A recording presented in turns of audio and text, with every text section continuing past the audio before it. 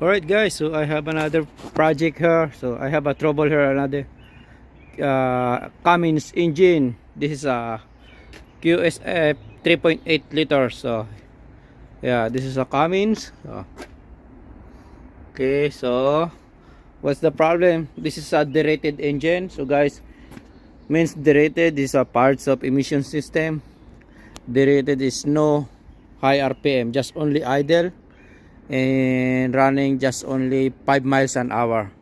Okay, let's go over there, because this is a Genie telehandler over there. So yeah, so I'm gonna show you guys what happened to her. So let's try to start. See, a lot of okay, I already start, and you see this is your dip or regeneration, but look what happened. So that's why, so I tried to press it, it's no high RPM. Okay guys, so yeah, and lot of code, so I'm gonna show you what this code, and I already write here.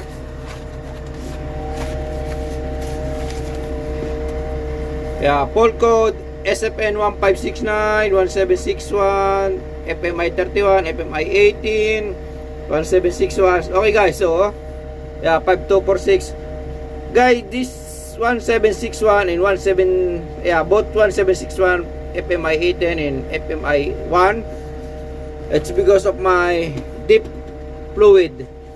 Okay guys, so this is all your code. Wait, I'm gonna show you, just a minute.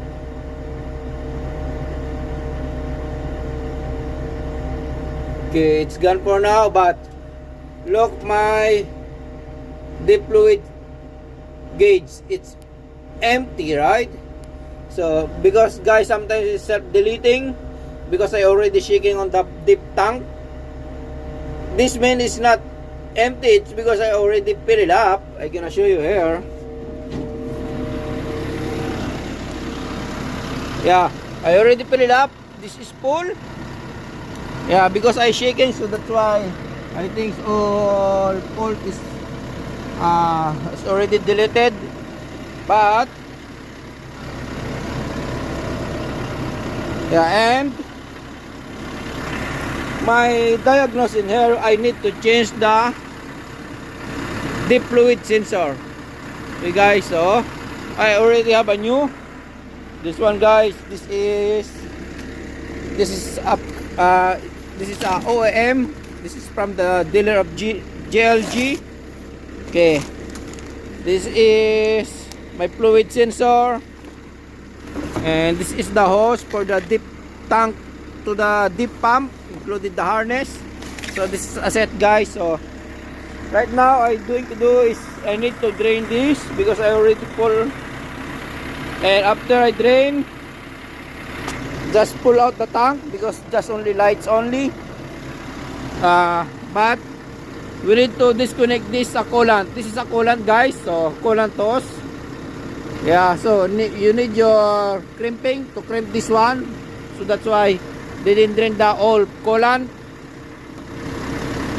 Yeah, and disconnect all the harness, the wire connection.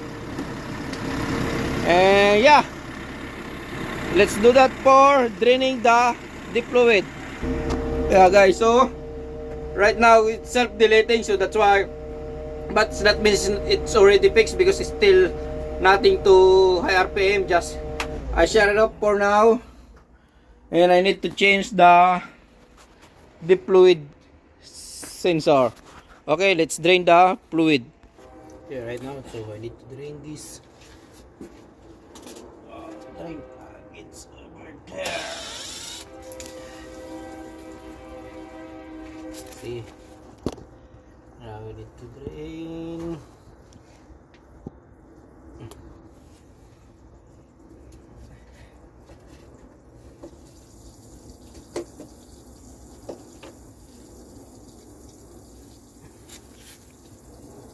Okay guys, so I'm sorry I didn't show you how to remove that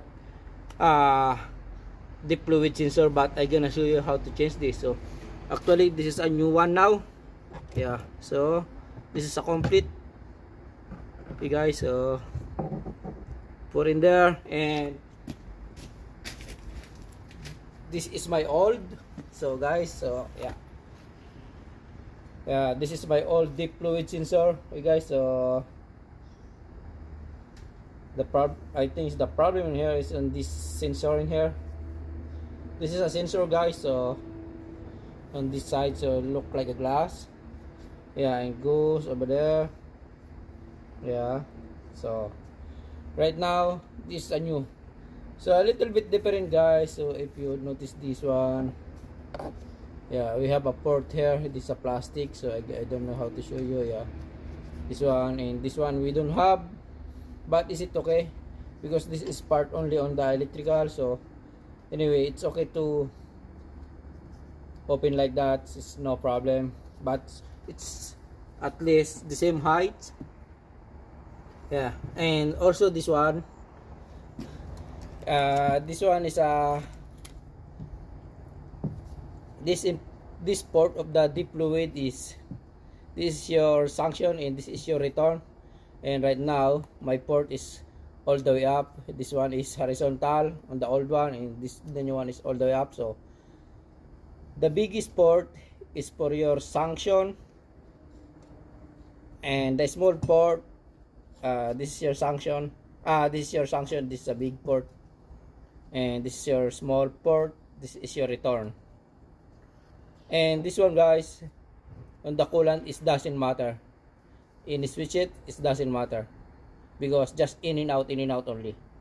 Okay guys, so in and out. This one, to the purpose on the coolant guys, so why we have a port of coolant is a big pipe to making hot, to making always warm on this deep fluid. So that's why it didn't froze, because if during winter deep fluid, it's easy to frozen. It's because it looks like similar in the water. So yeah, so that's why we have a coolant there. That's the purpose only on the coolant is to getting warm, always warm on your deep fluid. Okay guys, so we have a one knowledge. You got to pick up one knowledge from me.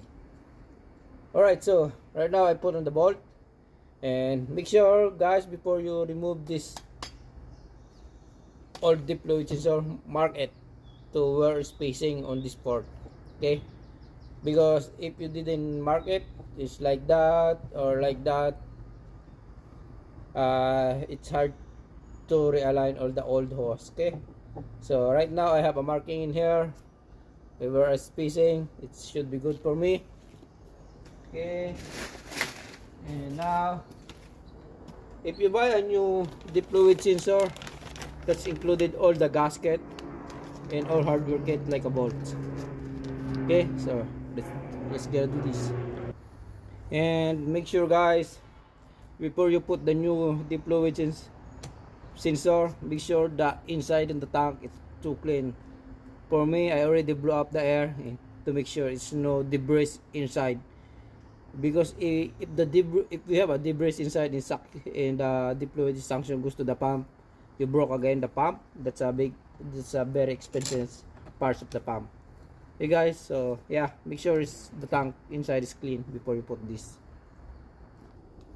And during for tightening, so make sure guys you have a cross pattern to make sure it's balanced on the pressing on this rubber gasket. Yeah, it's up to you guys, but for me, I need to cross pattern to make sure it's not, I can't broke the rubber gasket.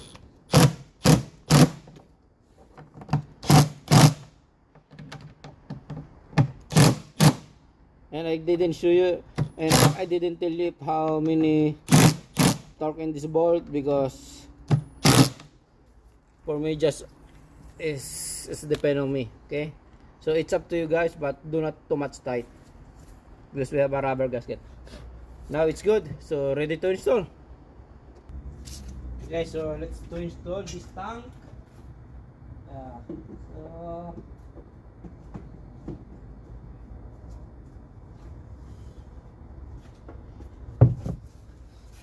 right.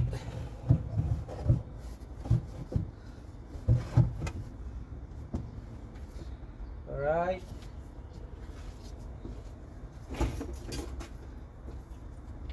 Yeah, make sure before we put in the strap, make sure we have a put in this, because it's so hard. See, it's no space. Yeah, so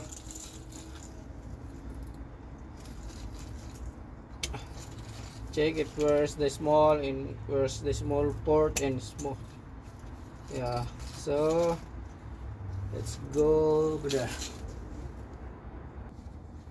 So I don't know guys if you show this hole, because this two line hose for the deep fluid is we have a small hole in this is a small hole and this is a big hole. So this big hole is for your big port, okay, that's for your sanction, and this small hole is for the small port, that's for your return. So now I have a big hole, so put here for the sanction. So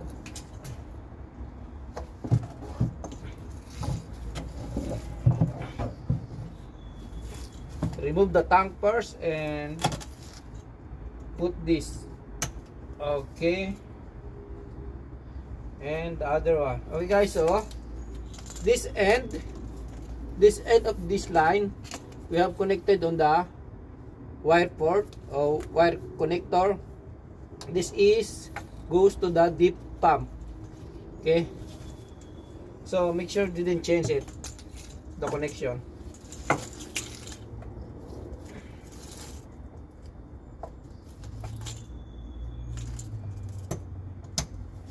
Okay, good.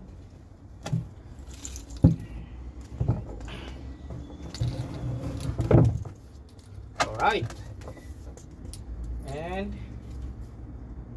put this strap. Make sure this strap is good. Okay, and now we have a board here. Sorry guys, I didn't see you, but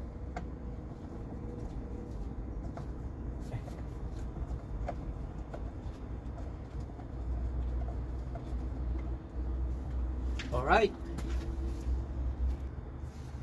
guys, so yeah, I need to hook up this coolant line before I took this all the fluid line. Okay, so I have a vice grip here to clamp, to grip this clamp. Yeah, setting this first before you tightening this strap. Yeah, this spinning the ass. So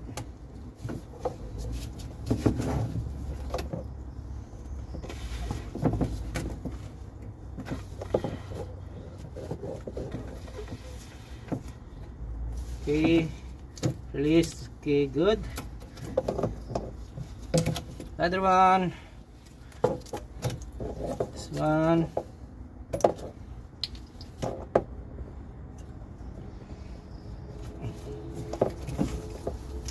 Here's my vice grip.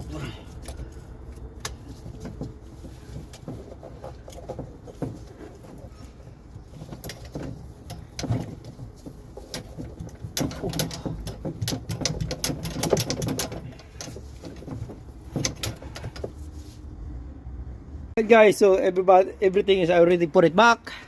I hook the harness now.